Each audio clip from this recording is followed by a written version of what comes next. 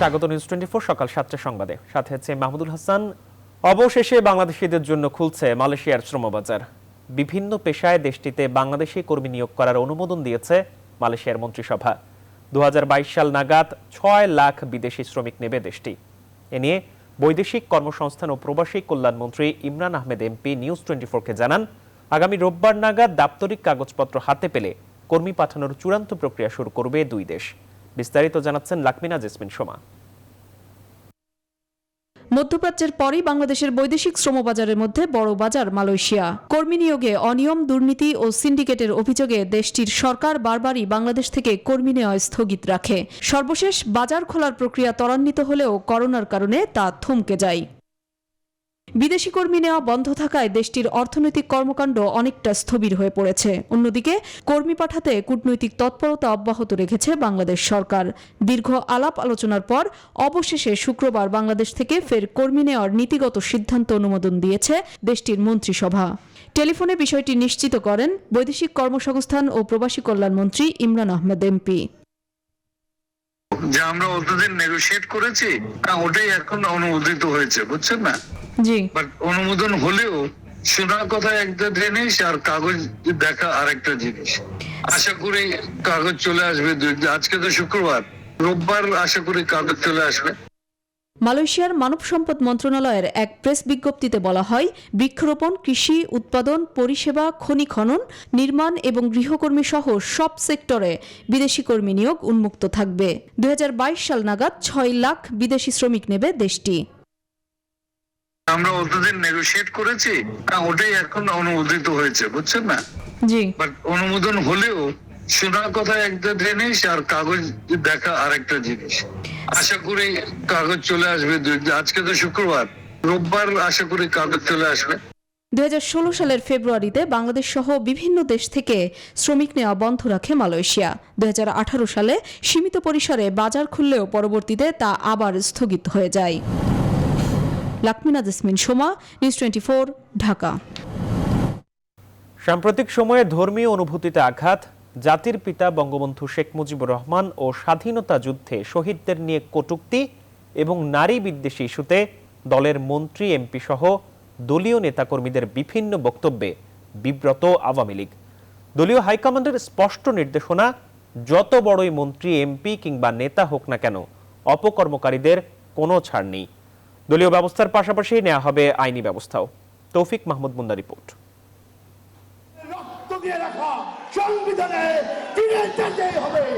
সাম্প্রতিক সময়ে সবথেকে আলোচিত ইস্যু সদ্য সাবেক তথ্য প্রতিমন্ত্রী ডাক্তার মুরাদ হাসান। সামাজিক যোগাযোগ মাধ্যমে চরম আপত্তিকর অশ্লীল মন্তব্য করে তিনি আলোচনায় আসেন, যার ফলশ্রুতিতে মন্ত্রিসভা থেকে পদত্যাগ এবং দলের সকল পর্যায় থেকে বহিষ্কার হন। কয়েক মাস পূর্বে আপত্তিকর মন্তব্যের কারণে মেয়র এবং দল থেকে আজীবন বহিষ্কার হন জাহাঙ্গীর আলম।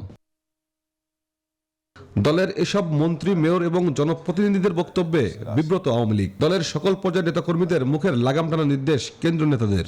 আওয়ামী লীগের কোনো দায়িত্বশীল পদে থেকে যদি অপ্রাসঙ্গিক অরুচিকর কথাটা কেউ বলেন, সেটা তো আসলে জনগণ কখনোই গ্রহণ করে না, বা এটা গ্রহণযোগ্য হতে পারে না, বা দলও আমরা সমর্থন করি না। এবং এই ধরনের কথাটা তো দল অবশ্যই বিব্রত হয়। যিনি বলেছেন তিনি বিব্রত হবেন, তার পরিবার বিব্রত হবে, এবং তার ব্যাপারে আমরা কিন্তু দেশের, আবার বলছি, গঠনতন্ত্র অনুযায়ী তাদের বিরুদ্ধে ব্যবস্থা নেওয়া হচ্ছে, এবং যদি তিনি দেশের আইন ভঙ্গ করে থাকেন সে অনুযায়ী তাদের বিরুদ্ধে ব্যবস্থা নিচ্ছে। কমিটি শেখ হাসিনা স্পষ্ট মেসেজ দিয়েছে যে তিনি যে কোনো পর্যায়েরই নেতা হোক না কেন তার বিরুদ্ধে ব্যবস্থা নেওয়া হবে। অপকর্ম করলেই কঠোর শাস্তির হুঁশিয়ারি দলীয় হাইকমান্ডের। শুধুমাত্র দলীয় শাস্তি নয়, আইনি শাস্তির মুখোমুখি হতে হবে। সুতরাং শুধু মুখোমুখি কঠোর না, আমরা প্রমাণ রেখেছি আওয়ামী লীগ এবং সহযোগী সংগঠনের কোনো ব্যক্তি, সে যে কোনো পর্যায়েরই হোক না কেন, যদি কোনো ভুল করে থাকে পার্টি সেটা দায়িত্ব নেবে না, বরং তার বিরুদ্ধে গঠনতান্ত্রিক ব্যবস্থা নেবে। কোনো নেতিবাচক কর্মকাণ্ডের মধ্যে জড়ানো যাবে না। যার বিরুদ্ধে নেতিবাচক কর্মকাণ্ডের অভিযোগ হবে তার বিরুদ্ধে সাংগঠনিকভাবে শাসনাত্মক ব্যবস্থা নেওয়া হবে। এবং এই ডক্টর মুরাদ হাসান বা জাহাঙ্গীর, এইদেরকে দৃষ্টান্ত হিসেবে আমরা বলি যে তাদের বিরুদ্ধে যখনই অভিযোগ এসেছে তার বিরুদ্ধে শাসনাত্মক ব্যবস্থা নেওয়ার জন্য দল কিন্তু এক মুহূর্ত দ্বিধা করে নাই, দেরি করে নাই। স্বাভাবিকভাবে সবাইকে সেটা মাথায় রেখে সংগঠনের কাজ করতে হবে। আগামী কার্যনির্বাহী সংসদের বৈঠকে দলের ভিতরে থাকা এসব অপকর্মকারী সহ যারা বিভিন্ন সময়ে দলের সাংগঠনিক শৃঙ্খলা ভঙ্গ করেছে তাদের বিষয়ে সিদ্ধান্ত আসবে। দলের পক্ষ থেকে যাদেরকে দায়িত্ব তৌফিক মাহমুদ মুন্না, নিউজ 24, ঢাকা। ইসরায়েলের হয়ে অর্থ আত্মসাতের অভিযোগে নজরদারিতে আছেন শিল্পী তাহসান খান, রাফিয়াত রশিদ মিথিলা ও শবনম ফারিয়া। যে কোনো সময় তাদের গ্রেপ্তার করা হবে বলে জানিয়েছে পুলিশ। বিস্তারিত দেখুন মৌ খন্দকারের প্রতিবেদনে। ই কমার্সের ইভালি প্রতিষ্ঠানটির প্রতারণা থেকে শুরু করে সংযুক্ত করা হয়েছিল নামি দামি তারকাদের। অনেকের অভিযোগ, জনপ্রিয় এসব তারকাদের দেয়া মিথ্যা প্রতিশ্রুতির ফাঁদে পা দিয়েই সর্বশান্ত হয়েছেন তারা। এবার তাদের বিরুদ্ধে মামলা করেছেন সাদ শ্যাম রহমান নামে একজন ভুক্তভোগী। পুলিশ বলছে, মামলায় সঙ্গীত শিল্পী তাহসান খান ও অভিনেত্রী শবনম ফারিয়া ও রাফিয়াত রশিদ মিথিলা সহ 9 জনকে আসামি করা হয়েছে। ধানমন্ডি থানায় ইভেলির একজন গ্রাহকের করা মামলায় তারা নজরদারিতে রয়েছেন। ধানমন্ডি মডেল থানার মামলা নম্বর 5, তারিখ 4। আমরা আদালতের নির্দেশনা মোতাবেক যেহেতু রুজু করেছি, আমরা তদন্ত করছি। মামলা রুজু হওয়ার যে শর্তের আলোকে আমরা আসামিদের ধরার জন্য অভিযান পরিচালনা করছি। তদন্তের স্বার্থে যে কোনো সময় তাদের গ্রেফতার করা হবে বলে জানিয়েছে পুলিশ। যেহেতু মামলা হয়েছে, যে কোনো সময় আমাদের নজরদারিতে আছে, যে কোনো সময় অ্যারেস্ট হয়ে যাবে। মামলার এজাহার সূত্রে জানা গেছে, তাহসান মিথিলা ও শবনম ফারিয়া ইভেলের বিভিন্ন দায়িত্বে ছিলেন।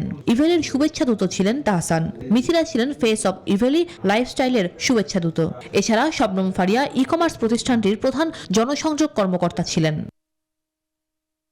মৌ খন্দকার, নিউজ 24, ঢাকা। টাকা ফেরত পেতে ইভ্যালির গ্রাহকদের অপেক্ষা করতে হবে অন্তত 6 মাস। অনলাইনের এই প্ল্যাটফর্ম থেকে কি পরিমাণ অর্থ পাচার হয়েছে তা নিয়েও কাজ চলছে পুরোদমে। এসব তথ্য জানিয়েছেন ইভ্যালি পরিচালনায় হাইকোর্ট গঠিত কমিটির চেয়ারম্যান সাবেক বিচারপতি HM শামসুদ্দিন চৌধুরী মানিক। টিআইবির নির্বাহী পরিচালক ইফতেখারুজ্জামান জানান, বাংলাদেশ ব্যাংকে যে 100 কোটি টাকা পাওয়ার কথা জানা যাচ্ছে তা প্রয়োজনীয়তার ভিত্তিতে দেয়া শুরু করলে কিছুটা হলেও আস্থা ফিরবে গ্রাহকদের। বিস্তারিত মাসুদা লাবনীর প্রতিবেদনে। ই কমার্স প্রতিষ্ঠান ইভ্যালি কিভাবে চলবে, গ্রাহকরা টাকাই বা পাবে কিভাবে, সেই পথ খুঁজতে কাজ করছে হাইকোর্ট গঠিত 5 সদস্যের কমিটি। ইভ্যালির অন্তর্বর্তীকালীন চেয়ারম্যানের দায়িত্বে আছেন সাবেক বিচারপতি HM শামসুদ্দিন চৌধুরী মানিক। তিনি জানান, 3টি গুদাম থেকে বিভিন্ন পণ্য পেয়েছেন তারা। এছাড়া হিসাব রক্ষণ বিভাগে নতুন করে নিয়োগ দেওয়া হয়েছে পুরাতন 2 কর্মকর্তাকে। এখন এই কাগজপত্রগুলো খুঁজে পাওয়া খুব কঠিন ব্যাপার হয়ে গেছে। অনেক কাগজ আছে এদিকে ওদিকে, একটি সার্ভারের যে কোড নাম্বার সেটি আমাদের কাছে নেই। আর দ্বিতীয় হলো, এই সার্ভারটি বোধহয় ওই অ্যামাজন কোম্পানি, তারা অনেক টাকা পায় ইভ্যালির কাছে, তারা সেই টাকা না পেলে তারা এটি খুলবে না। তিনি আরও জানান, প্রতিষ্ঠানের এমডি রাসেল বিদেশে কত টাকা পাচার করেছে তা নিয়েও কাজ চলছে পুরোদমে। টাকা ফেরত আনতে আন্তর্জাতিক সংস্থার সহায়তাও নেয়ার কথা জানালেন তিনি। জেলখানায় রাসেলের সাথে দেখা করে রাসেল যেটা বলল, তার কাছে সেই আমাদের এখানে কিন্তু 2-3টা রয়েছে, সিন্দুক রয়েছে, যেগুলো আমরা খুলতে পারছি না ইসের জন্য, কি বলে ওই কোড নাম্বারের জন্য। তাকে র্যাব গ্রেপ্তার করার পরে ওই বাড়ির মালিক, যার নাম সালাউদ্দিন, সেই সমস্ত জিনিস চুরি করে নিয়ে গেছে। সাবেক এই বিচারপতি জানান, অডিট শেষ হলেই জানা যাবে গ্রাহকের সংখ্যা আর বকেয়ার পরিমাণ। এরপর শুরু হবে টাকা দেওয়ার প্রক্রিয়া। এই মুহূর্তে আমরা যা জেনেছি, প্রচুর পাওনাদার, দেশি বিদেশি, সব গ্রাহকদের কাছে আমাদের আবেদন থাকবে যে যার কাছে যে ডকুমেন্ট আছে, সব ডকুমেন্ট যেন সংরক্ষিত রাখে। ইনফ্যাক্ট হাইকোর্টও কিন্তু বলেছে যে 6 মাস পর্যন্ত কারো টাকা ফেরত দেওয়ার কোনো প্রশ্নই আসতে পারবে না। অনলাইন ব্যবসায় গ্রাহকের আস্থা ফেরাতে নানা পরামর্শ দিয়েছে টিআইবি। যে 100 কোটি টাকার মতো অর্থ বাংলাদেশ ব্যাংক বা অন্যান্য সূত্র অনুযায়ী তাদের অ্যাকাউন্টে বা অন্যভাবে পাওয়া যাচ্ছে বলে জানা যাচ্ছে, আংশিকভাবে হলে বেতন করার চেষ্টা করে উদ্যোগ নেয়, তাহলে সেটি তাদের জন্য সাময়িকভাবে হলো বা স্বল্প পরিমাণে হলেও একটু সুরাহা হতে পারে। শুধু ইভ্যালি নয়, রেজিস্ট্রেশন ছাড়া ই কমার্স প্রতিষ্ঠানের বিরুদ্ধেও কঠোর হওয়ার সুপারিশ করা হবে বলেও জানিয়েছে হাইকোর্ট গঠিত কমিটি।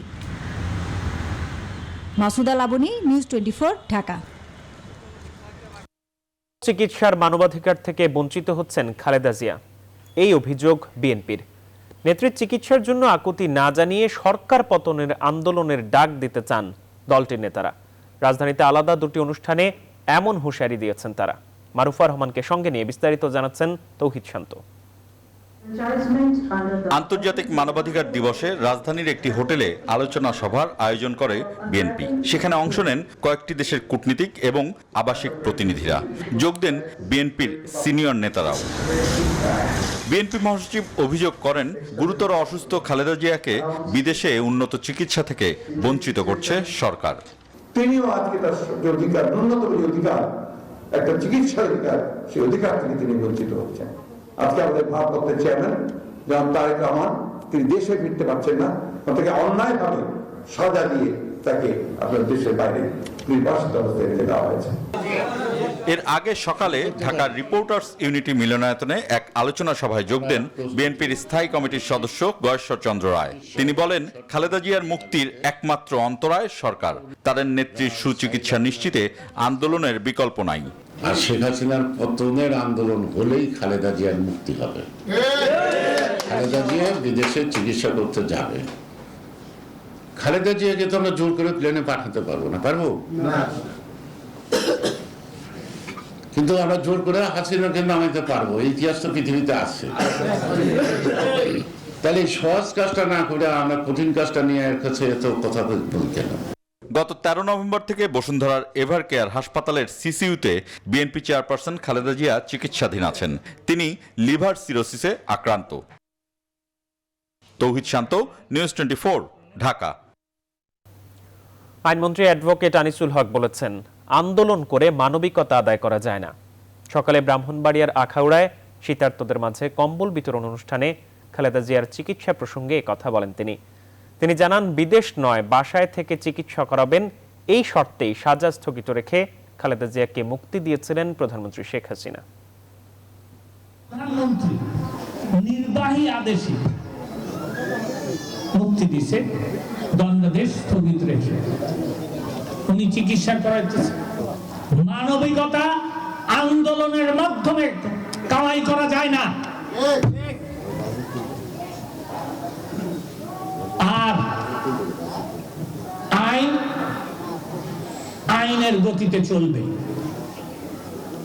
আইন জিয়াউর রহমানের গতিতে চলবে না। বেগম খালেদা জিয়ার চিকিৎসাকে ইস্যু বানিয়ে দেশে অস্থিতিশীল পরিস্থিতি সৃষ্টি করতে চায় বিএনপি, এমন মন্তব্য করেছেন আওয়ামী লীগের সাধারণ সম্পাদক ওবায়দুল কাদের। গতকাল সকালে নিজ বাসভবনে নিয়মিত প্রেস ব্রিফিংয়ে কথা বলেন তিনি দাবি করেন, আন্দোলনের নামে ঘোলা পানিতে মাছ শিকার করাই এখন বিএনপির উদ্দেশ্য। সাজাপ্রাপ্ত আসামি এ ধরনের সুযোগ পেয়েছেন কি, বা তাদের শাসনামলে বিরোধী দলের কেউ এমন সুযোগ পেয়েছেন, এ ধরনের কোনো নজির তারা দেখাতে পারবেন কি? বেগম জিয়ার চিকিৎসার চেয়ে তার চিকিৎসাকে ইস্যু বানিয়ে দেশকে অস্থিতিশীল করে ঘোলা পানিতে মাছ শিকার করাই তাদের উদ্দেশ্য। দরপতনের বৃত্তে বন্দী দেশের দুই পুঁজিবাজার, একদিন ইতিবাচক হলে পরদিনই নেমে যায় তলানিতে। বিশেষজ্ঞরা বলছেন, ব্যাংকের অতিমাত্রায় শেয়ার বিক্রির জন্য দায়ী। ব্যাংকের এক্সপোজার লিমিট নীতিকেই দায়ী করছেন তারা। সমস্যা সমাধানে বাংলাদেশ ব্যাংক ও বিএসইসির মধ্যে একের পর এক বৈঠক হলেও চূড়ান্ত কোনো সিদ্ধান্তে আসতে পারছে না নিয়ন্ত্রক সংস্থাগুলো। সবশেষ তারা তাকিয়ে আছেন প্রধানমন্ত্রীর সুনজরের দিকে। সুলতান আহমেদ জানাচ্ছেন বিস্তারিত। বর্তমান নিয়মে ব্যাংক তার মূলধনের 25% পুঁজিবাজার ও বন্ডে বিনিয়োগ করতে পারে, তা আবার নির্ধারণ করা হয় বাজার মূল্যের ভিত্তিতে। এখানেই ঘটছে যত বিপত্তি। কম মূল্যে শেয়ার কিনলেও দাম বেড়ে গেলে ব্যাংকের এক্সপোজার লিমিট অতিক্রম করছে। জরিমানার ভয়ে ব্যাংকগুলো তড়িঘড়ি করে শেয়ার বিক্রি করে দিচ্ছে, যার প্রভাবে নেতিবাচক হচ্ছে দেশের শেয়ার বাজার। নতুন করে এসেছে বন্ড ইস্যু। বন্ডে বিনিয়োগকে ব্যাংক এক্সপোজারের বাইরে রাখার কথা বিএসইসি বলে আসলেও কেন্দ্রীয় ব্যাংক বলছে বিদ্যমান আইনে সেই সুযোগ নেই। ব্যাংকের পেইড আপ ক্যাপিটাল এবং যে তার রিটেইনড আর্নিংস তার 25%-এর বেশি ক্যাপিটাল মার্কেটে ইনভেস্ট করতে পারবে না। আপনি সেটার মধ্যে শেয়ারও আসবে, বন্ডও আসবে, ডেরিভেটিভ আসবে, ডিবেঞ্চার আসবে, অল ইনক্লুসিভ, এবং আপনার কস্ট প্রাইস ধরা হবে না, মার্কেট প্রাইস ধরা হবে। এসব সমস্যার সমাধানে বাংলাদেশ ব্যাংক ও বিএসইসির মধ্যে বৈঠক হয়, তবে কোনো সিদ্ধান্ত না হওয়ায় বৈঠক হয়েছে অর্থ মন্ত্রণালয়ের নেতৃত্বেও। সেখানেও আসেনি কাঙ্ক্ষিত ফল। দুইটা নিয়ন্ত্রক সংস্থায় তাদের নিজস্ব জায়গায় কিন্তু ঠিক আছে, কারণ বাংলাদেশ ব্যাংক তাদের ব্যাংকিং আইন এবং আর্থিক প্রতিষ্ঠান আইনের দ্বারাই কিন্তু তাদের সিদ্ধান্তটা নিয়েছে। অন্যদিকে পুঁজিবাজার নিয়ন্ত্রক সংস্থাও কিন্তু তাদের যে আইন আছে সে অনুযায়ী কিন্তু সিদ্ধান্ত নিয়েছে। মানে দুইটা পক্ষরই কিন্তু আসলে সিদ্ধান্ত গ্রহণের ক্ষেত্রে আন্তরিকতার কোনো সমস্যা নেই। সমস্যা আছে যে আইনের যে জায়গাগুলোতে কিছু ব্যাখ্যা যেভাবে আছে দুই জায়গায়, সেটাকে একটা সমন্বিত অবস্থায় আসতে হবে। কয়েকটি গণমাধ্যমের খবরে বলা হয়েছে দুই সংস্থাকে নিয়ে শিগগিরই বৈঠক করবেন প্রধানমন্ত্রী। এমন খবরে বৃহস্পতিবার কিছুটা উত্থান দেখা গেছে দুই বাজারেই। এটা ভুললে চলবে না যে ব্যাংকের উপরে আমাদের ডিপেন্ডেন্সি আছে, কিন্তু এই ডিপেন্ডেন্সি যদি আমরা কমে নিয়ে আসতে পারি ইন দ্য লং রান, তাহলে আমার মনে হয় আমাদের মার্কেট ডেফিনেটলি স্টেবল মার্কেট হবে এবং আমরা একটা সুষম মার্কেট দেখতে পাবো। কারণ দুটো রেগুলেটরি বডি এক হতে পারছে না, যেখানে খোদ প্রধানমন্ত্রী কিন্তু তার দিক থেকে অনেক আগেই আপনার নির্দেশনা দিয়ে রাখছে যে ক্যাপিটাল মার্কেটের উন্নয়নের জন্য সব অর্গানগুলো একসাথে কাজ করবে। তো এটা আপনার আমাদেরকে বোধহয় ভেবে দেখার বিষয় আছে। পুঁজিবাজার নিয়ন্ত্রক সংস্থা বিএসইসির কর্তা ব্যক্তিরা ক্যামেরায় কিছু না বললেও তাকিয়ে রয়েছেন প্রধানমন্ত্রীর সুনজরের দিকেই।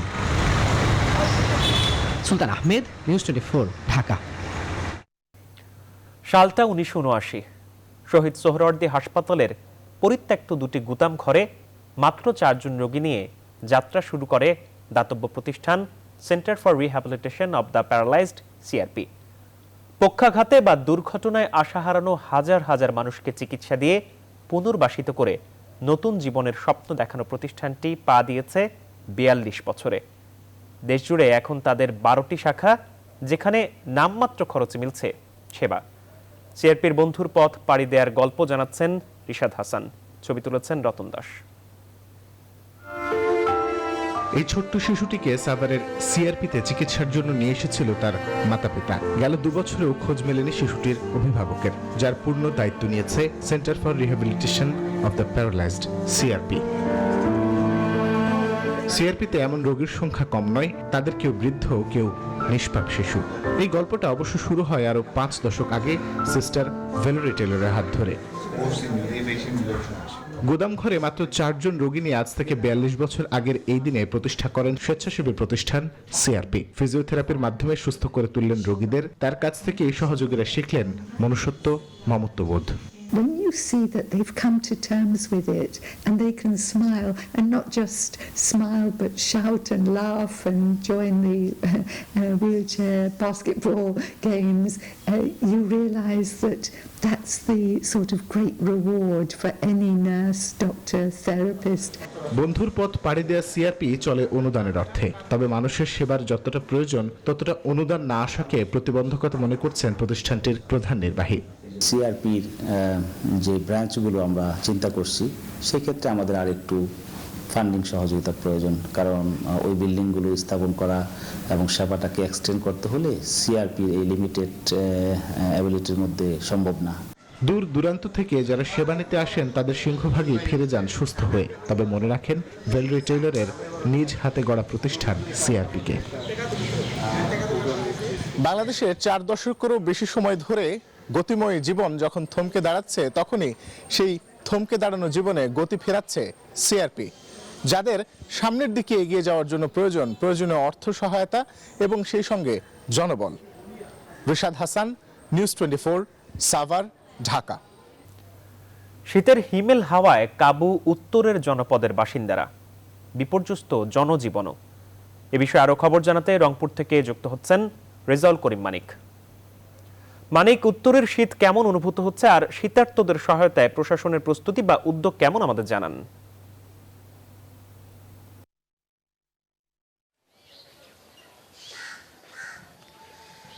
মাহমুদ, আপনাকে শুভ সকাল। আপনাকে যদি বলি যে আজকে কুয়াশার পরিমাণ অনেকটা কম, কিন্তু শীত রয়েছে অনেক, অর্থাৎ হাড় কাঁপানো শীতে কাহিল হয়ে পড়েছে উত্তরের জনজীবন। অর্থাৎ আমরা দেখতে পেরেছি যে কুয়াশা রয়েছে কিন্তু খুব কম, কিন্তু হিমেল হাওয়ায় মানুষের জীবন কিন্তু মানে কাহিল হয়ে পড়েছে। বিশেষ করে অর্থাৎ এই অঞ্চলের দারিদ্র্যপীড়িত মানুষ যারা চরে বাস করেন এবং খেটে খাওয়া মানুষ, এদের অবস্থা কিন্তু অনেকটাই অর্থাৎ খারাপ বলে আমরা যতটুকু জানি। গত কয়েকদিন থেকে শীতের প্রকোপটা অনেক বেড়েছে। একজন রিক্সা চালক রয়েছেন আমার সাথে। চাচা, আপনার সাথে একটু কথা বলতে চাই। এত সকালে বেরোয়েছেন, শীতের প্রকোপ কেমন দেখতে পেরেছেন? শীত একটু হালকা এবং ঠান্ডা, কুয়াশায় বেশি। শীতের কারণে আগে বেশি ছিল, এখন শীত কমছে। আমরা ঠান্ডা আছে এবং ঠান্ডার কারণে আমরা তো যানবাহন চালাচ্ছি, রিক্সা চালাচ্ছি, করি খাওয়া লাগবে, এই জন্য বাইরে এসেছি। অসংখ্য ধন্যবাদ। একটু আপনার সাথে কথা বলতেছে চাচা, তো সকালে বের হয়েছেন, তীব্র শীত রয়েছে, তো আপনার এলাকার মানুষ কোনো শীতার্ত মানুষরা শীত বস্ত্র পেয়েছে কিনা? খুব শীতের জন্য এই এলাকা বাইরে হওয়া যাচ্ছে না। এই এলাকার খুব প্রচণ্ড শীত, গরিব মানুষ খুবই কষ্ট ভোগাচ্ছেছে। আর এর জন্য আমি সরকারের কাছে আমি খুবই আকুল আবেদন করতেছি, যাতে গরিব মানুষ শীতে বস্ত্র পায়। এই জন্য আমি সরকার আমি একজন মুক্তিযোদ্ধা, আমি গরিব মানুষের জন্য আমিও কিছু শীত বস্ত্র দান করতেছি। ধন্যবাদ। একটু কথা বলতে চাচা, আপনি বের হয়েছেন, হয়তো কাজে যাবেন, তো শীতের কেমন দেখছেন, তীব্রতা কেমন দেখছেন? শীত একটু কম হইলো, ঠান্ডা প্রচুর, শীত বাতাস আছে, আমরা কাজে বাড়িতে যেতে পারতেছি না। এই জন্য আমরা খুব টেনশনে আছি শীতের জন্য। বুড়া বয়স্ক লোক খুবই আছে, আতঙ্ক আছে। অসংখ্য ধন্যবাদ। যেটি শুনছিলেন অর্থাৎ পথচারীদের কথা, তারা বলছেন যে কুয়াশার পরিমাণ কম রয়েছে কিন্তু ঠান্ডার পরিমাণটা কিন্তু অনেক বেশি, অর্থাৎ বাতাসে হিমেল হাওয়া রয়েছে। হিমেল হাওয়ায় উত্তরের মানুষ কিন্তু বিপর্যস্ত হয়ে পড়েছে। বিশেষ করে যেটি বলি যে এই অঞ্চলে অর্থাৎ প্রতি বছরই এই সময় তীব্র শীত পড়ে, তিস্তা, দরলা, সানিয়া জনবহিকার মানুষের কষ্ট অনেক বেশি থাকে। তো এই শীত বাড়ার সঙ্গে সঙ্গে কিন্তু সৃজনশীল রোগের প্রকোপও বাড়ছে উত্তর অঞ্চলের হাসপাতালগুলোতে। তাহলে এই ছিল আমার কাছে মাহমুদ, রংপুর থেকে শীতের সর্বশেষ খবর। ফিরে যাব আপনার কাছে স্টুডিওতে। মানিক, আপনাকে ধন্যবাদ। দর্শক, শীতের তীব্রতা সম্পর্কে রংপুর থেকে জানাচ্ছিলেন সহকর্মী রেজাউল করিম মানিক। রাজধানীর বনানীতে ফাঁকা রাস্তায় দ্রুত গতির একটি প্রাইভেট কার নিয়ন্ত্রণ হারিয়ে সিএনজি চালিত অটোরিকশাকে ধাক্কা দেওয়ার ঘটনায় ৩ জন আহত হয়েছেন। শুক্রবার রাত 12:30টার দিকে এই ঘটনা ঘটে। পুলিশ জানায়, শুক্রবার ছুটির দিন রাস্তা ফাঁকা থাকায় রাতে একটি প্রাইভেট কার দ্রুত গতিতে বনানী রোড দিয়ে যাচ্ছিল। রাত 12:30টায় বনানীর কাকলি মোড় পার হয়ে প্রাইভেট কারটি নিয়ন্ত্রণ হারিয়ে সিএনজি চালিত একটি অটোরিকশাকে ধাক্কা দেয়। এ ঘটনায় সিএনজি চালিত অটোরিকশাটি দুমড়ে মুচড়ে যায় এবং প্রাইভেট কারটিও ক্ষতিগ্রস্ত হয়। ধাক্কার ঘটনায় সিএনজি চালক সহ 2 যাত্রী গুরুতর আহত হয়েছে। আহতদের উদ্ধার করে ঢাকা মেডিকেল হাসপাতালে পাঠানো হয়েছে।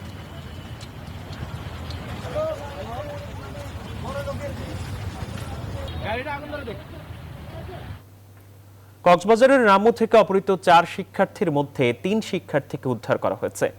শুক্রবার সন্ধ্যায় টেকনাফের শালবন এলাকা থেকে 3 শিক্ষার্থীকে উদ্ধার করার কথা জানিয়েছেন কক্সবাজারের 16 আর্মড পুলিশ ব্যাটালিয়নের অধিনায়ক মোহাম্মদ তারিকুল ইসলাম। এর মধ্যে জাহিদুল ইসলাম মামুন ও মিজানুর রহমান নয়ন নামে 2 শিক্ষার্থী অপহরণকারীদের কাছ থেকে পালিয়ে আসে। মোহাম্মদ কায়সার নামে আরেক শিক্ষার্থীকে উদ্ধার করে 2 অপহরণকারীকে গ্রেপ্তার করেছে পুলিশ। এছাড়া মিজানুল ইসলাম নামে অপরজনের সন্ধানে পাহাড়ে অভিযান চালাচ্ছে আইন শৃঙ্খলা বাহিনী। গত 7 ডিসেম্বর উখিয়া উপজেলার সোনারপাড়া উচ্চ বিদ্যালয়ের 10ম শ্রেণীর ও 8ম শ্রেণীর এই ছাত্রদের সেন্ট মার্টিনে বেড়ানোর কথা বলে অপহরণ করা হয়। পরে মোবাইল ফোনে তাদের পরিবারের কাছে 20 লাখ টাকা মুক্তিপণ দাবি করে রোহিঙ্গা সন্ত্রাসীরা। বরিশালের হিজলা উপজেলার কলেজ ছাত্রী আশফিয়া ইসলামকে ঘর সহ পুলিশে চাকরির ব্যবস্থা করতে সংশ্লিষ্টদের নির্দেশ দিয়েছেন প্রধানমন্ত্রী শেখ হাসিনা। শুক্রবার প্রধানমন্ত্রীর কার্যালয়ের নির্দেশনা পেয়ে এরই মধ্যে হিজলায় জমিও নির্বাচন করেছে উপজেলা প্রশাসন। সেখানে দ্রুত ঘর নির্মাণ করে দেয়া হচ্ছে বলে জানিয়েছেন জেলা প্রশাসক। অপরদিকে প্রধানমন্ত্রীর কার্যালয় থেকে নির্দেশনা অনুযায়ী আশফিয়ার চাকরির বিষয়টিও নিশ্চিত করার কথা জানিয়েছেন রেঞ্জ ডিআইজি।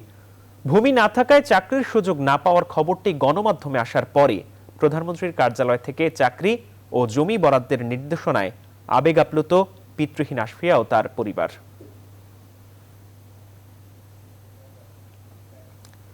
গাইবান্ধায় অসহায় ও শীতার্তদের মাঝে শীত বস্ত্র বিতরণ করেছে কালের কণ্ঠ শুভ সংঘ। বসুন্ধরা গ্রুপের সহায়তায় শুক্রবার সকালে গাইবান্ধা রেল স্টেশনে শীত বস্ত্র বিতরণের উদ্বোধন করা হয়। রংপুর বিভাগের 8টি জেলার মানুষদের মাঝে শীত বস্ত্র বিতরণ কার্যক্রমের অংশ হিসেবে এই কর্মসূচি করা শুরু হয়। গাইবান্ধা প্রতিনিধি সাইফুল ইসলাম প্রিন্সের তথ্য ছবিতে ডেস্ক রিপোর্ট। প্রতি বছরের মতো এবারও শীতার্ত ও অসহায় মানুষের পাশে এসে দাঁড়িয়েছে দেশের শীর্ষস্থানীয় গ্রুপ বসুন্ধরা। বসুন্ধরা গ্রুপের চেয়ারম্যান আহমেদ আকবর সোভানের সহযোগিতায় শুক্রবার থেকে গাইবান্ধায় শীতবস্ত্র বিতরণ শুরু হয়। প্রথম দিনে গাইবান্ধা স্টেডিয়াম এবং গাইবান্ধা রেল স্টেশনে অসহায় ও শীতার্ত মানুষের মাঝে শীতবস্ত্র বিতরণ করা হয়। রেল স্টেশনে শীতবস্ত্র বিতরণ করা হয় শিশুদের মাঝে। আগামী 10 দিন রংপুর বিভাগের জেলাগুলোতে 14,000 শীতার্ত মানুষ এই কার্যক্রমের আওতায় শীতবস্ত্র পাবে। আমাদের এই কার্যক্রমে সর্বাত্মক সহযোগিতা করছেন বসুন্ধরা গ্রুপের মাননীয় চেয়ারম্যান জনাব আহমেদ আকবর সোবান স্যার। এই শীতার্ত মানুষের মধ্যে আমরা যে কম্বল বিতরণ করছি, মানুষের মুখে আমরা বেশ কম্বল পেয়ে তাদেরকে অনেক হাসি খুশি দেখতে পাচ্ছি এবং তারা খুব আনন্দিত হচ্ছে যে এই শীতের মাঝে বসুন্ধরা গ্রুপ তাদের পাশে এসে দাঁড়িয়েছে। বসুন্ধরা গ্রুপের এমন উদ্যোগে খুশি উপস্থিত অতিথিরা। তারা চান বসুন্ধরা গ্রুপ যেন ভবিষ্যতেও অসহায় মানুষের পাশে থাকে। এটা খুবই ভালো একটা উদ্যোগ, সমাজসেবামূলক কাজ। এটি দুস্থ মানুষের জন্য একটা উপকারী, তারা উৎসাহী হবে আরো কাজ করার জন্য। এটা যেন পরবর্তীতে গাইবান্ধা অঞ্চলের জন্য যেন এই বসুন্ধরা গ্রুপ তাদের সাহায্যটা চালু রাখে। আমাদের এখানে অনেক দরিদ্র মানুষ রয়েছে। আমরা জানি গাইবান্ধায় যদি আপনারা বেশি বেশি করে দেন, আমাদের কত দরিদ্র লোকরা বিশেষভাবে উপকৃত হবে। রংপুর বিভাগের পরে খুলনা বিভাগে শুরু হবে বসুন্ধরা গ্রুপের শীতবস্ত্র বিতরণ কার্যক্রম। Desk report, news 24। 11 ডিসেম্বর 1971 মুক্তিযুদ্ধের এই সময়ে অনেকটাই নিশ্চিত হয়ে যায় পাকিস্তানের পরাজয়। বেসামাল হয়ে পড়েন প্রেসিডেন্ট ইয়াহিয়া খান। পরাজয় এড়াতে কৌশল হিসেবে জাতিসংঘকে হাতিয়ার হিসেবে ব্যবহারে তৎপর হয়ে ওঠে সামরিক জান্তা। এদিকে বিভিন্ন স্থানে মুক্তাঞ্চল প্রতিষ্ঠার পর ঢাকা জয়ের লক্ষ্য নিয়ে এগোতে থাকেন মুক্তিযোদ্ধারা। বিস্তারিত জানাচ্ছেন মাসুদ রানা। মুক্তিযুদ্ধের এই সময়ে চারিদিক থেকে মুক্তিবাহিনীর তখন বিজয়ের খবর। 11 ডিসেম্বর মিত্রবাহিনী হিলি সীমান্তে ব্যাপক প্রতিরোধের সম্মুখীন হয়। বগুড়া রংপুর মহাসড়কের গোবিন্দগঞ্জ এলাকায় পাক হানাদার ও তার দোসরদের ঘাঁটিতে তীব্র আক্রমণ চালায় যৌথ বাহিনী। প্রচণ্ড হামলার মুখে অবশেষে পাকিস্তান বাহিনী আত্মসমর্পণ করেন। 1971 সালের 11 ডিসেম্বর কুষ্টিয়া, জামালপুর, টাঙ্গাইল, মুন্সিগঞ্জ সহ পাক হানাদার মুক্ত হয় বেশ কয়েকটি এলাকা। গাইবান্ধা, চণ্ডীপুর, টাঙ্গাইল, কুষ্টিয়া, ফুলছড়িহাট ও বাহাদুরবাদ ঘাট সহ মুক্ত হয় অবরুদ্ধ বাংলাদেশের 12টি গুরুত্বপূর্ণ এলাকা। এদিনে হানাদার বাহিনীর কবলমুক্ত যশোরে স্বাধীন বাংলার প্রথম জনসভা অনুষ্ঠিত হয়। এই স্বাধীনতা রক্ষা করার জন্য আমরা দরকার হলে আরো রক্ত দিব। এদিকে বিদেশি নাগরিকরা যাতে ঢাকা ত্যাগ করতে পারে সে উদ্দেশ্যে জাতিসংঘের বিশেষ অনুরোধে যৌথ বাহিনী 11 ডিসেম্বর সকালে ঢাকায় সাময়িকভাবে বিমান হামলা বন্ধ রাখে। এদিকে ইয়াহিয়া খান মার্কিন প্রেসিডেন্ট নিক্সনের সাহায্য কামনা করেন, কিন্তু নিক্সন থাকেন নীরবে। পরাজয় এড়াতে কৌশল হিসেবে জাতিসংঘে তৎপর হয়ে ওঠে পাকিস্তান। মাসুদ রানা, নিউজ 24। এবার জানাবো ফার্স্ট সিকিউরিটি ইসলামী ব্যাংক অর্থ বাণিজ্যের সংবাদ। করজালে ঢুকলেই আর বের হওয়া যাবে না, এমন ধারণা থেকে ব্যবসায়ীদের বের হওয়ার আহ্বান জানিয়েছেন অর্থমন্ত্রী আহম মুস্তাফা কামাল। রাজধানীতে ভ্যাট দিবসের অনুষ্ঠানে তিনি এই আহ্বান জানান। এনবিআর এর উদ্দেশ্যে তিনি বলেন, কর ব্যবস্থাকে আরো সহজ ও বন্ধুত্বপূর্ণ করতে হবে। শুধু পুরনো করদাতাদের চাপ দিয়ে লক্ষ্য পূরণের চেষ্টা না করে নতুনদের করের আওতায় আনার উপর জোর দেন অর্থমন্ত্রী। এ সময় জাতীয় পর্যায়ে শীর্ষ 9 ভ্যাট প্রদানকারী প্রতিষ্ঠানকে সম্মাননা তুলে দেন অর্থমন্ত্রী। অনুষ্ঠানে ব্যবসায়ীদের পক্ষ থেকে কয়েকটি দাবি তুলে ধরে কর ছাড় চান এফবিসিসিআই সভাপতি জসিম উদ্দিন। অবশ্য কর ছাড়ের ক্ষেত্রে রাজস্ব আয়ের বিষয়টি মাথায় রাখার কথা বলেন রাজস্ব বোর্ডের চেয়ারম্যান রহমাতুল মুনিম।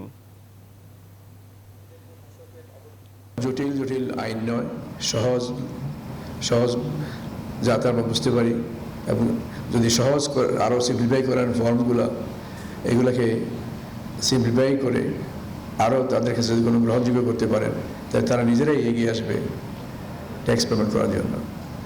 আমাদের অনেকেই আমরা জানেন যে দিতে চায় কিন্তু ভয় পায়, তাদেরকে বোঝানো হয় একবার দিলে আর বেরোতে পারবো না, এটা ঠিক না। কোভিড ভ্যাকসিনের 2টি ডোজ অমিক্রন থেকে সুরক্ষা দিতে যথেষ্ট নয় বলে জানিয়েছেন যুক্তরাজ্যের বিজ্ঞানীরা। অমিক্রন এবং ডেল্টা ধরনের প্রাথমিক বিশ্লেষণে দেখা গেছে ভ্যাকসিনের 2 ডোজ নতুন ভ্যারিয়েন্টের বিরুদ্ধে কম কার্যকর। তবে তৃতীয় বুস্টার ডোজ প্রায় ৭৫% লোকের কোভিডের লক্ষণ থেকে রক্ষা করছে। এদিকে বিশ্বের ৫৮ দেশে ছড়িয়েছে অমিক্রন। যুক্তরাজ্যে অমিক্রনের আরও ৪৪৮ আক্রান্ত রোগী পাওয়া গেছে। এদিকে ভারতে দ্রুত ছড়াচ্ছে অমিক্রন। কর্ণাটকের পর মহারাষ্ট্রে নতুন ভাইরাসে আক্রান্ত রোগী শনাক্ত হয়েছে।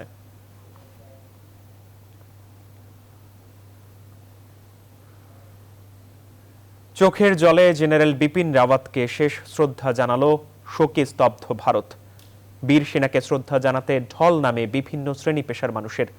স্বাধীন ভারতের সামরিক ইতিহাসে প্রথম প্রতিরক্ষা প্রধানকে চির বিদায় দিতে ছুটে গিয়েছেন বাংলাদেশ সহ কয়েকটি দেশের সেনা প্রতিনিধিরা। মাসুদ রানার ডেস্ক রিপোর্ট। গান স্যালুট আর তোপধ্বনির মাধ্যমে শেষ বিদায় জানানো হলো ভারতের প্রথম প্রতিরক্ষা প্রধান বিপিন রাওয়াতকে। শুক্রবার বিকেলে ভারতের দিল্লির সেনানিবাসে পূর্ণ রাষ্ট্রীয় মর্যাদায় শীর্ষ জেনারেল ও তার সহধর্মিনী মধুলিকার শেষকৃত্য অনুষ্ঠান হয়। জেনারেল বিপিন রাওয়াতকে শেষ সম্মান জানিয়েছেন বাংলাদেশ, নেপাল, ভুটান এবং শ্রীলঙ্কার সেনা প্রতিনিধিরা। এর আগে তামিলনাড়ুর বিমান ঘাঁটি থেকে বৃহস্পতিবার বিকেলে ভারতীয় বিমান বাহিনীর বিশেষ বিমানে জেনারেল রাওয়াত সহ দুর্ঘটনায় নিহতদের মরদেহ দিল্লিতে আনা হয়। রাতে নিহতদের প্রতি শ্রদ্ধা জানান দেশটির রাষ্ট্রপতি রামনাথ কোবিন্দ ও প্রধানমন্ত্রী নরেন্দ্র মোদী। শুক্রবার ১১টা থেকে ২টা পর্যন্ত প্রয়াত প্রতিরক্ষা প্রধানের প্রতি শেষ শ্রদ্ধা জানান বিভিন্ন শ্রেণী পেশার মানুষ। এরপরই মরদেহ নেওয়া হয় দিল্লি ক্যান্টনমেন্টের শ্মশান ঘাটে। সেখানেও জাতীয় পতাকা হাতে নামে মানুষের ঢল। বুধবার তামিলনাড়ুতে হেলিকপ্টার দুর্ঘটনায় মৃত্যু হয় জেনারেল রাওয়াত সহ ১৩ জনের। গুরুতর আহত অবস্থায় চিকিৎসাধীন রয়েছেন গ্রুপ ক্যাপ্টেন বরুণ সিং। এরই মধ্যে উদ্ধার হয়েছে হেলিকপ্টারটির ব্ল্যাক বক্স। ৩ বাহিনীর সমন্বয়ে গঠন করা হয়েছে তদন্ত কমিটি। মাসুদ রানা, নিউজ 24। বাংলাদেশ সেনাবাহিনীকে উড়িয়ে দিয়ে স্বাধীনতা কাপ ফুটবলের সেমিফাইনাল নিশ্চিত করেছে আবাহনী লিমিটেড। আসরের প্রথম কোয়ার্টার ফাইনালে ৪-০ গোলে জয় তুলে নেয় মারিও লেমোসের দল। প্রথমার্ধে মাত্র ১ গোল পেলেও দ্বিতীয়ার্ধে আরও ৩ গোল আদায় করে আকাশে নীল শিবির। আবাহনীর পক্ষে জোড়া গোল করেন রাশিয়া বিশ্বকাপে খেলা কোস্টারিকান তারকা ড্যানিয়েল কলিন্ড্রেস। ধানমন্ডির ক্লাবটির হয়ে এদিনই প্রথম গোলের দেখা পেয়েছেন তিনি। জোড়া গোলের সঙ্গে রয়েছে একটি অ্যাসিস্ট। এছাড়াও একটি করে গোল করেছেন নাবিব নেওয়াজ জীবন ও ইমন মাহমুদ।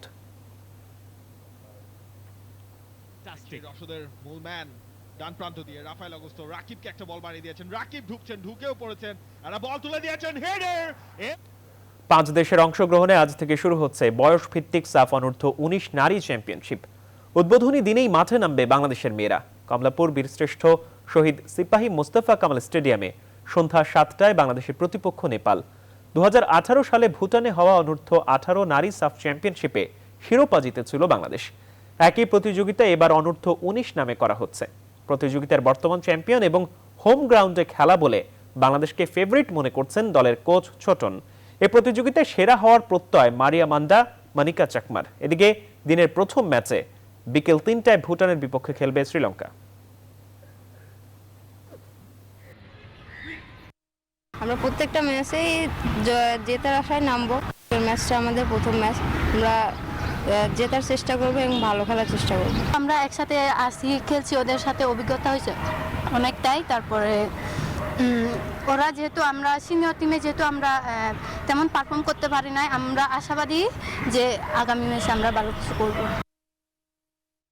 স্পোর্টস ও বসুন্ধরা গ্রুপ আয়োজিত ব্যাংকার্স চ্যাম্পিয়ন্স ট্রফির শিরোপা জিতল সিটি ব্যাংক।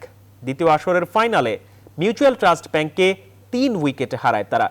বিজয়ীদের হাতে পুরস্কার তুলে দেন অনুষ্ঠানের প্রধান অতিথি বসুন্ধরা গ্রুপের ভাইস চেয়ারম্যান ও টি স্পোর্টসের ব্যবস্থাপনা পরিচালক সাফওয়ান সোবহান। বিস্তারিত জানাচ্ছেন তৌহিদুল ইসলাম। টি স্পোর্টস ও বসুন্ধরা গ্রুপের সৌজন্যে ব্যাংকার্স চ্যাম্পিয়ন্স ট্রফির দ্বিতীয় মৌসুম বসে বসুন্ধরা স্পোর্টস কমপ্লেক্সে। প্রায় ২ মাস ধরে চলা টুর্নামেন্টের ফাইনালে মুখোমুখি হয় মিউচুয়াল ট্রাস্ট ব্যাংক ও সিটি ব্যাংক। ফাইনাল ম্যাচ দেখতে এদিন মাঠে উপস্থিত হন বসুন্ধরা গ্রুপের ভাইস চেয়ারম্যান ও টি স্পোর্টসের ব্যবস্থাপনা পরিচালক সাফওয়ান সোবহান।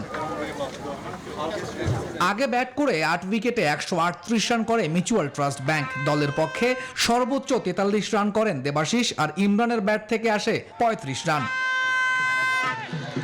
জবাবে ব্যাট করতে নেমে 1 ওভার আর 3 উইকেট হাতে রেখেই শিরোপা নিশ্চিত করে সিটি ব্যাংক। 32 রানে অপরাজিত থেকে ফাইনাল সেরার পুরস্কার জেতেন আল আমিন। মামুন 26 আর হাদিয়া জামান করেন 24 রান। খেলা শেষে বিজয়ীদের হাতে পুরস্কার তুলে দেন বসুন্ধরা গ্রুপের ভাইস চেয়ারম্যান ও টি স্পোর্টসের ব্যবস্থাপনা পরিচালক সাফওয়ান সোভান। এ সময় উপস্থিত ছিলেন সিটি ব্যাংকের চেয়ারম্যান আজিজ আল কায়সার, ওয়ালটন গ্রুপের চেয়ারম্যান নুরুল আলম রিজভী ও টি স্পোর্টসের প্রধান নির্বাহী ইশতিয়াক সাদেক সহ বিভিন্ন ব্যাংকের শীর্ষ কর্তারা। তৌহিদুল ইসলাম, নিউজ 24। আলোকচিত্র প্রদর্শনীর খবরে শেষ করব এখনকার আয়োজন। একদিকে জাতির পিতা বঙ্গবন্ধু শেখ মুজিবুর রহমানের জন্মশতবার্ষিকী, অন্যদিকে বাংলাদেশের স্বাধীনতার সুবর্ণ জয়ন্তী। বাঙালির এই ঐতিহাসিক উৎসবের ক্ষণ উপলক্ষে ফরাসি সাংবাদিক অ্যান্ডি হেনিং এর ক্যামেরায় 1971 থেকে 72 সালে তোলা দুর্লভ ও অপ্রকাশিত কিছু ছবি নিয়ে শুরু হয়েছে প্রদর্শনী। বাংলাদেশ শিল্পকলা একাডেমির জাতীয় চিত্রশালায় এই প্রদর্শনীর আয়োজন করেছে wing centre for research and information এবং সামদানি আর্ট ফাউন্ডেশন। সুকন্যা আমিরের প্রতিবেদন। 1971 সালে প্রথমবার বাংলাদেশে আসেন ফরাসি ফটো সাংবাদিক অ্যান্ডি হেনিং। পাকিস্তান কর্তৃপক্ষের বাধা ডিঙিয়ে তরুণ বয়সে অ্যান ঘুরে বেরিয়েছেন বাংলাদেশের বিভিন্ন এলাকায়। ক্যামেরায় ধারণ করেছেন যুদ্ধদিনের প্রকৃত চিত্র। 1972 সালে স্বাধীন বাংলাদেশে দ্বিতীয়বারের মতো আসেন অ্যান্ডি হেনিং। সে সময় আওয়ামী লীগের প্রথম কাউন্সিলে জাতির পিতা বঙ্গবন্ধু শেখ মুজিবুর রহমানের ছবি তোলেন তিনি। অ্যানার সংগ্রহশালায় রয়েছে মুক্তিযুদ্ধকালে তোলা শরণার্থীদের ছবিও, যেসব ছবি পূর্ব পাকিস্তান থেকে বাংলাদেশে রূপান্তরের সাক্ষী। রয়েছে ভিয়েতনাম যুদ্ধের আলোকচিত্র। এসব ছবি নিয়ে শুরু হয়েছে প্রদর্শনী। শুক্রবার বিকালে এই প্রদর্শনীর উদ্বোধন করেন সংস্কৃতি প্রতিমন্ত্রী এবং বিদ্যুৎ ও জ্বালানি প্রতিমন্ত্রী। 1971 সালে এপ্রিল মাসে বাংলাদেশের স্বাধীনতা যুদ্ধের ছবিগুলো তোলার জন্য সে বাংলাদেশে প্রবেশ করেছিলেন কুষ্টিয়া দিয়ে, এবং সেই ছবিগুলো দীর্ঘদিন 50 বছর তার কাছে পড়েছিল। এই ছবিগুলো আমরা পেয়েছি, আমরা কালেক্ট করেছি সামদানি আর্ট ফাউন্ডেশন থেকে, এবং এরকম একটা এক্সিবিশন করতে পারছি 50 ইয়ার্সের জন্য। জাতির পিতা বঙ্গবন্ধু শেখ মুজিবুর রহমানের জন্মশতবার্ষিকী এবং বাংলাদেশের স্বাধীনতার সুবর্ণ জয়ন্তী উপলক্ষে এই প্রদর্শনীর আয়োজন করা হয়েছে। 31 ডিসেম্বর পর্যন্ত চলবে প্রদর্শনী, উন্মুক্ত থাকবে সকলের জন্য। সুকন্যা আমির, নিউজ 24, ঢাকা। আরো খবর বিশ্লেষণ জানতে ভিজিট করুন www.news24bd.tv। ধন্যবাদ সবাইকে।